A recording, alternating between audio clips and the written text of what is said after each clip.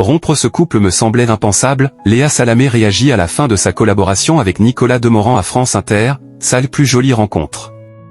Dans un entretien accordé à la Tribune du dimanche le 22 juin 2025, Léa Salamé se confie sur la difficile décision de quitter France Inter et Nicolas Demorand pour prendre les commandes du 20h de France 2. La nouvelle a été officialisée il y a seulement quelques jours.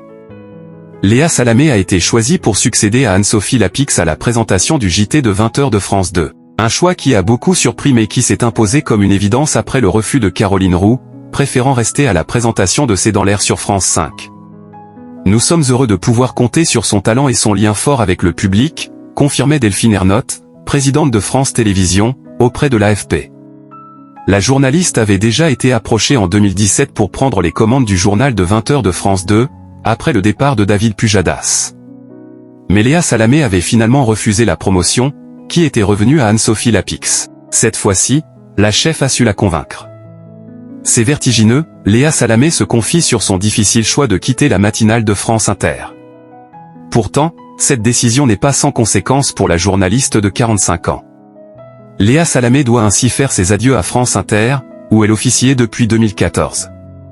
Depuis 2017, elle avait repris les rênes du 7/10e avec Nicolas Demorand. Dans un entretien accordé à la Tribune du dimanche publié le 22 juin 2025, la compagne de Raphaël Glucksmann explique que ce choix n'a pas été facile à faire, quitter la matinale de France Inter, c'est vertigineux, conf-t-elle. Ça m'est arrivé plusieurs fois de me réveiller en pleine nuit en me disant, tu es complètement folle, tu ne peux pas faire ça. C'est la plus belle expérience professionnelle de ma vie et Nicolas Demorand ma plus jolie rencontre.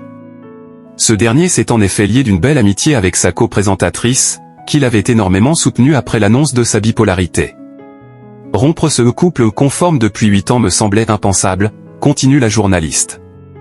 On a tissé avec les auditeurs un lien si heureux, si profond. De même avec les équipes qui ont contribué à faire de cette matinale la plus écoutée de France. Chaque jour, le 7/10e est écouté par 1,80 d'auditeurs en moyenne. Mais en même temps, je sentais au fond de moi que j'étais arrivé au bout d'un cycle et que j'avais besoin de relever de nouveaux défis. J'étais traversé par des vents contraires, se livre-t-elle.